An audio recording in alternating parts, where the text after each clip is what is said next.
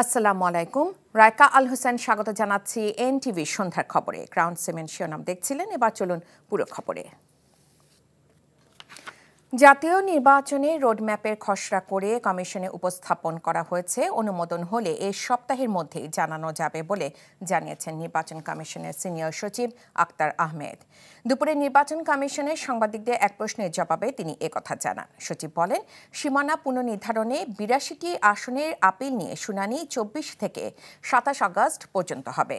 নতুন ২২টি রাজনৈতিক দলের তথ্য তদন্তের জন্য মাঠ পর্যায়ের অফিসে চিঠি দেওয়া হয়েছে জানিয়ে সচিব আরও বলেন, রাজনৈতিক দলের প্রতীকে তফসিল আইন মন্ত্রণালয় থেকে ভেটিং হয়ে এখনও ফিরে আসেনি, আসলে জানানো হবে। এদিকে বিকেলে প্রধান নির্বাচন কমিশনারের সাথে বৈঠক করেছেন গণতন্ত্র সুশাসন নিয়ে কাজ করা সংস্থা ইন্টারন্যাশনাল রিপাবলিকান ইনস্টিটিউটের প্রতিনিধি দল। বৈঠক শেষে IRI এর সাউথ রিজিওনাল ডিরেক্টর স্টিফেন সীমা জানান, আগামী নির্বাচনে গণতান্ত্রিক পরিবেশ নিশ্চিত করতে রাজনৈতিক দলগুলোকে কারিগরি সহযোগিতা দিবে IRI। অনুবিভাগ আমাদের সম্পর্কিত এবং অন্যান্য প্রাসঙ্গিক বিষয়গুলো নিয়ে ড্রাফটটা করা হয়েছে। ড্রাফটটা এখন কমিশনে দিয়ে আমরা অ্যাপ্রুভ করবো। আমার বিশ্বাস যে এটা আমরা এই সপ্তাহের ভিতরে আপনাদেরকে দিতে পারবো। ২২টা দলের যেটা আমরা প্রাথমিকভাবে যাদেরকে আমাদের মনে হচ্ছে যে মাঠ পর্যায়ে পাঠানো দরকার, আমরা সেটা পাঠিয়ে দিয়েছি। আর যাদেরটা বাতিল বা বিবেচনাযোগ্য হয়নি তাদেরকে আমরা চিঠি দিয়ে জানিয়ে দিচ্ছি। অন্তর্বর্তী সরকারের মেয়াদে আইন শৃঙ্খলা রক্ষাকারী বাহিনীতে ২৭,০০০-এর বেশি সদস্য নিয়োগ দেওয়া হয়েছে, যারা নির্বাচনে ভূমিকা রাখতে পারবেন বলে জানিয়েছেন স্বরাষ্ট্র উপদেষ্টা। বিকেলে সচিবালয়ে আইন শৃঙ্খলা সংক্রান্ত কোর কমিটির বৈঠক শেষে একথা বলেন তিনি। মব সন্ত্রাস আগের চেয়ে কমলেও পুরোপুরি নিয়ন্ত্রণে আসেনি বলে স্বীকার করেন উপদেষ্টা। নির্দোষ কেউ যেন আইনের আওতায় না আসে সেই নির্দেশনা দেওয়া আছে, তবে দোষী কেউ ছাড় পাবে না বলেও জানান তিনি। রিপোর্ট করছেন রকনউদ্দিন। আসন্ন জাতীয় নির্বাচন সুষ্ঠুভাবে সম্পন্ন করতে আইন শৃঙ্খলা রক্ষাকারী বাহিনীর সদস্যদের বিশেষ প্রশিক্ষণ শুরু হয়েছে আগস্ট থেকে। এছাড়া অন্তর্বর্তী সরকারের মেয়াদে এখন পর্যন্ত বিভিন্ন বাহিনীতে ২৭,০০০-এর বেশি সদস্য নিয়োগ দেওয়া হয়েছে। সোমবার বিকেলে আইন শৃঙ্খলা সংক্রান্ত কোর কমিটির বৈঠক শেষে এ তথ্য জানান স্বরাষ্ট্র উপদেষ্টা। বলেন, নতুন এই সদস্যরা ভূমিকা রাখতে পারবেন জাতীয় নির্বাচনেও। নির্বাচনের ব্যাপারে আপনারা সবসময় একটা বলেন যে আমরা আইন শৃঙ্খলা বাহিনী কোনো নিয়োগই হয় নাই, এই জন্য আমি আপনাদের স্ট্যাটিস্টিক্সটা দিতেছি। ইলেকশনের আগেই মানে আমার এই পর্যন্ত কিন্তু ১৫,৮৫১ জন পুলিশ আমরা নতুন নিয়োগ দিয়েছি, যারা ইলেকশনের আগে হয়ে যাবে। তারপরে আমাদের বিজিবিতে হলো ৪,৪৬৯ জন, আনসার হলো ৫,৫৫১ জন। কারা যদিও ওই ইলেকশনের সাথে জড়িত না, তারপরও ১৫৫৮ জন। আমরা ফায়ারে নিয়োগ দিছে ২০৪ জন। বেশিরভাগই পদ সিজন হয়েছে, আর শূন্য পদও কিছু নিয়োগ দেওয়া হয়েছে। ১৫ আগস্ট রাজধানীর ধানমন্ডি থেকে গ্রেপ্তার হওয়া রিকশা চালককে হত্যা মামলায় আসামি করার বিষয়ে এ সময় জানতে চান সাংবাদিকরা। ফুল দেওয়া ঠেওয়া দেওয়া আপনারা তো জানেন পরিস্থিতি কি। এটার ক্ষেত্রে আমাদের ক্ষেত্রে যেন কোনো রকমের অপ্রীতিকর ঘটনা না ঘটে, এই ব্যাপারে আমাদের নির্দেশনা আছে। আমরা চাচ্ছি সাধারণ জনগণ বা নির্দোষ জনগণ যেন কোনো অবস্থায় পানিশমেন্টের আওতায় না আসে, আর বাট যে দোষী সে কোনো অবস্থায় ছাড়া পাবে না। এ সময় তার কাছে সাংবাদিকদের প্রশ্ন ছিল, এখনও কেন মব সন্ত্রাস ঠেকানো যাচ্ছে না। মব জাস্টিসটা যত কমায় আনা যায়, এটা আমি বলবো না যে মব জাস্টিস এলিমিনেট হয়ে গেছে। রকনউদ্দিন, এনটিভি নিউজ, ঢাকা। আওয়ামী লীগ আমলে প্রশাসন দিয়ে সুষ্ঠু নির্বাচন সম্ভব নয় বলে মন্তব্য করেছেন বিএনপি সিনিয়র যুগ্ম মহাসচিব রুহুল কবির রিজভী। সকালে রাজধানীর শেরেবাংলা নগরে শহীদ রাষ্ট্রপতি জিয়াউর রহমানের সমাধিতে নীলফামারী জেলা বিএনপির নবনির্বাচিত কমিটির শ্রদ্ধা নিবেদন শেষে এমন মন্তব্য করেন তিনি। অবাধ ও সুষ্ঠু নির্বাচন ফেব্রুয়ারিতেই হবে উল্লেখ করে তিনি সুষ্ঠু নির্বাচনের জন্য আওয়ামী ক্যাডার অপসারণের দাবি জানান। এ সময় পিআর পদ্ধতিতে নির্বাচন হলে জনগণ বিভ্রান্ত হবে বলেও মন্তব্য করেন তিনি। বলেন, এই পদ্ধতি দেশের জন্য উপযোগী নয়। এছাড়া আসন্ন ডাকসু নির্বাচনে সব মতে প্রতিনিধিত্ব নিশ্চিত হওয়ার আশাবাদ ব্যক্ত করেন রিজভী। আওয়ামী লীগের আমলে ১৬,৩৯৯ জন প্রাইমারি স্কুলের শিক্ষক নেওয়া হয়েছে। এর মধ্যে ৫৫ থেকে ৬০% হচ্ছে আওয়ামী লীগের খাস তাদের দলীয় লোকজন। এরা যদি পোলিং এজেন্ট হয়, পোলিং অফিসার হয়, প্রিজাইডিং অফিসার হয়, তাহলে কি অবাধ সুষ্ঠু নির্বাচন হবে? এদেশের মানুষ পিআর কি, অধিকাংশ মানুষ তারা জানে না। জনগণ বিভ্রান্ত হবে। সুতরাং পিআর পদ্ধতি এই মুহূর্তে কোনো উপযুক্ত পদ্ধতি নয়। প্রধান উপদেষ্টা অধ্যাপক ডক্টর মোহাম্মদ ইউনূস জানিয়েছেন, সমুদ্র উপকূলীয় অঞ্চলের সম্পদ ও পরিবেশের টেকসই উন্নয়ন নিশ্চিত করতে বন্ধু দেশগুলোর সঙ্গে আলোচনা শুরু করেছে সরকার এবং তারা ইতিবাচক সাড়া দিচ্ছে।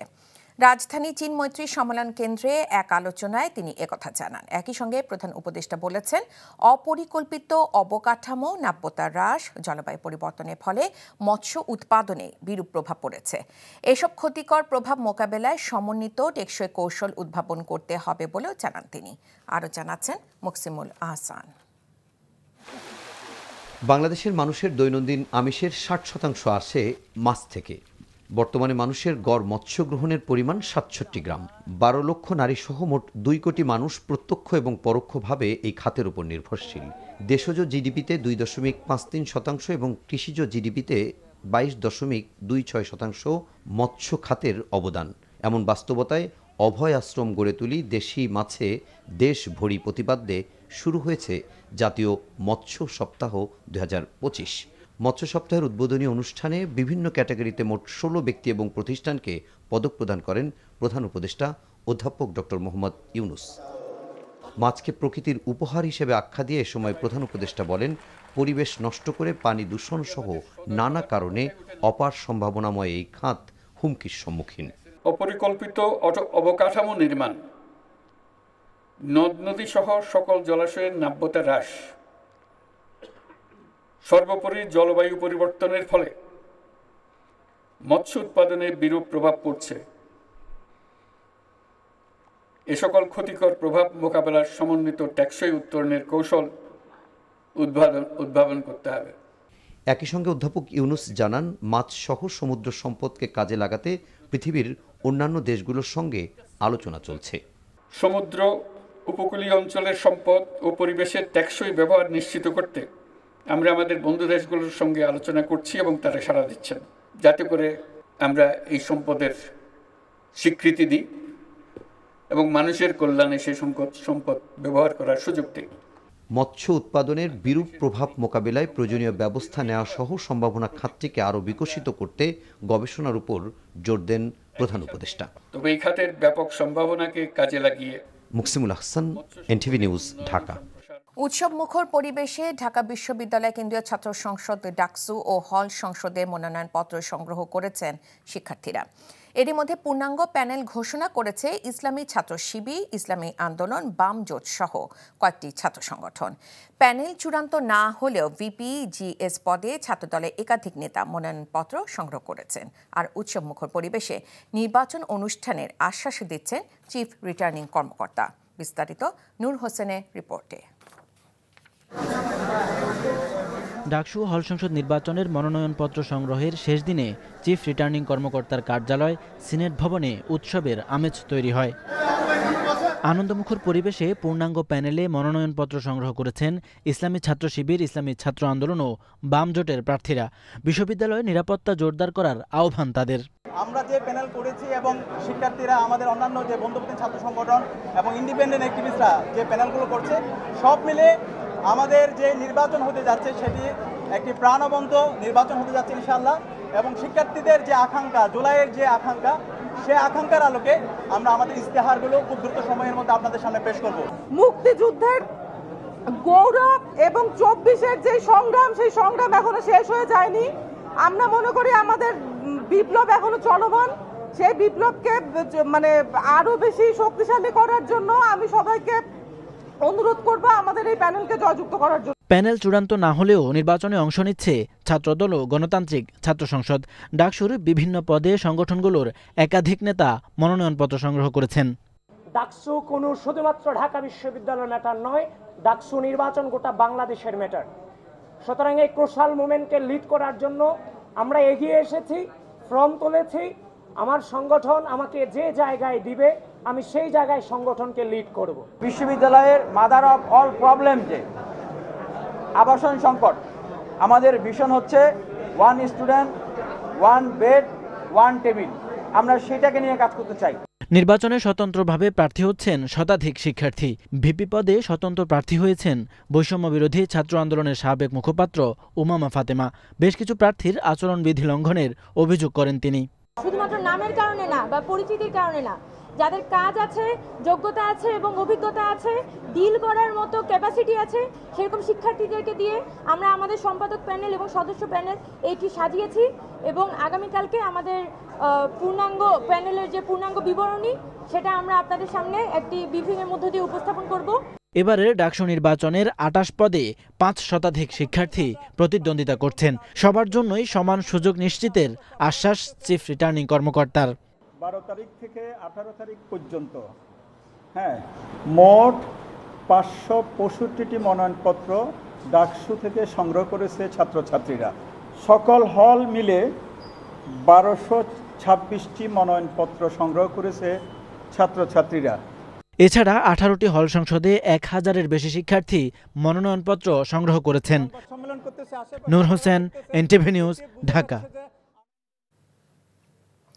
ছাত্র দলে জনপ্রিয়তায় ঈর্ষান্বিত হয়ে একদল শিক্ষার্থী ডাকসু নির্বাচন বানচালের চেষ্টা করছে বলে অভিযোগ করেছেন ঢাকা বিশ্ববিদ্যালয়ের শাখা ছাত্রদলের সাধারণ সম্পাদক নাহিদুজ্জামান শিপন। তিনি বলেন, মনোনয়ন সংগ্রহে বাধা দেয়া হচ্ছে ছাত্রদল নেত্রীদের। ডাকসুর মতো এমন একটি সুন্দর গণতান্ত্রিক চর্চার আয়োজনকে বিভিন্নভাবে বাধাগ্রস্ত করার চেষ্টা করা হচ্ছে। এর একমাত্র উদ্দেশ্য বাংলাদেশ জাতীয়তাবাদী ছাত্রদলের যে জনপ্রিয়তা এবং এই নির্বাচনে ছাত্রদলের প্যানেলের যে বিজয়ের সম্ভাবনা ইতিমধ্যে যে আলোচনা তৈরি হয়েছে সেটিকে বাধাগ্রস্ত করার একটি অপচেষ্টা হিসেবেই আমরা এটিকে দেখছি। এদিকে জাহাঙ্গীরনগর বিশ্ববিদ্যালয় কেন্দ্রীয় ছাত্র সংসদ জাকসু ও হল সংসদ নির্বাচনে দুদিনব্যাপী মনোনয়নপত্র বিতরণ ও জমা কার্যক্রম শুরু করেছে নির্বাচন কমিশন।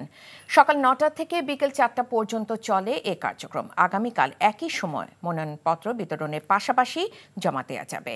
বিশ্ববিদ্যালয়ের পুরাতন প্রশাসনিক ভবনে নির্বাচনী অস্থায়ী কার্যালয় থেকে শুরু হয় এ কার্যক্রম। এর আগে গতকাল প্রকাশ করা হয় চূড়ান্ত ভোটার তালিকা, যেখানে ভোটার দেখানো হয়েছে ১১,৯১৯ জন। ৩২ বছর পর ১১ সেপ্টেম্বর অনুষ্ঠিত হতে যাচ্ছে জাকসু নির্বাচন। সিলেটে সাদা পাথর লুটের ঘটনায় 5 দিনে প্রায় ৫ লাখ ঘনফুট পাথর উদ্ধার করেছে যৌথ বাহিনী। আটক করা হয় অন্তত 7 জনকে। এ ঘটনায় গঠিত জেলা প্রশাসনের তদন্ত কমিটি প্রতিবেদন দাখিলের জন্য আরও 3 দিন বাড়তি সময় চেয়েছে। উদ্ধার হওয়া লুটপাটের পাথর ছড়িয়ে দেওয়া হচ্ছে পর্যটন কেন্দ্র এলাকায়। যদিও লুটপাটের তুলনায় এখন পর্যন্ত উদ্ধার হওয়া পাথরের পরিমাণ খুবই সামান্য। পাথর উদ্ধারে সিলেট সহ ঢাকা ও নারায়ণগঞ্জে অভিযান চালিয়েছে পুলিশ, র্যাব ও সেনাবাহিনী। গত বছরে 5 আগস্টের পর থেকে সিলেটের সাদা পাথর, জাফলং সহ বিভিন্ন পর্যটন কেন্দ্র থেকে পাথর লুটপাটের অপতৎপরতা চলতে থাকে।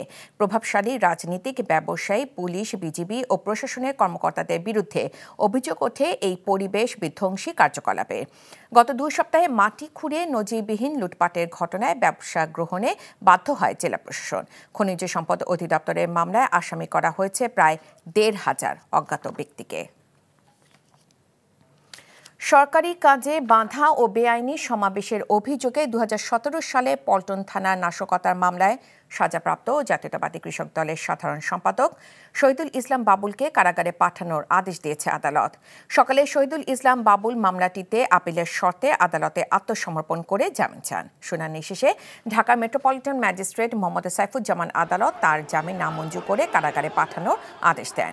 ২০২৩ সালে ২৩ নভেম্বর শহীদুল ইসলাম বাবুলকে এ মামলার রায় এক ধারায় ২.৫ বছরের সশ্রম কারাদণ্ডের পাশাপাশি ২,০০০ টাকা অর্থদণ্ড, অনাদায়ে 7 দিনের কারাদণ্ড দেওয়া হয়। আসামির পক্ষে আইনজীবী জানান, এই আদেশের বিরুদ্ধে ঢাকা মহানগর দায়রা জজ আদালতে আপিল করবেন তারা।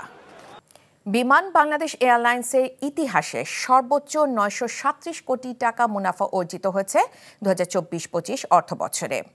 বিমানে প্রতিষ্ঠার ৫৫ বছরের ইতিহাসে যা রেকর্ড। এর আগে প্রতিষ্ঠানটির ইতিহাসে দ্বিতীয় সর্বোচ্চ মুনাফা অর্জিত হয় ২০২১-২২ অর্থবছরে, যার পরিমাণ ছিল ৪৪০ কোটি টাকা।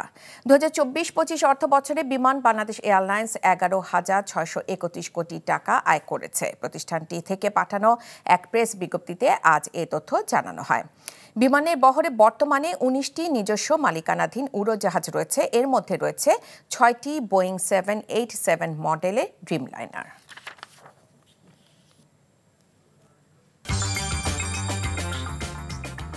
এই ছিল সন্ধ্যার খবরে। এই খবরের ভিডিও সহ আপডেট জানতে ভিজিট করুন এনটিভি অনলাইন www.ntvbd.com। এছাড়াও এনটিভির জনপ্রিয় সব অনুষ্ঠান ও খবরের আপডেট জানতে ভিজিট করুন আমাদের ইউটিউব ও ভেরিফাইড ফেসবুক পেজ। রাত 10:30 রাতে খবর দেখার আমন্ত্রণ জানিয়ে বিদায় নিচ্ছি। এতক্ষণ সাথে থাকার জন্য ধন্যবাদ সবাইকে।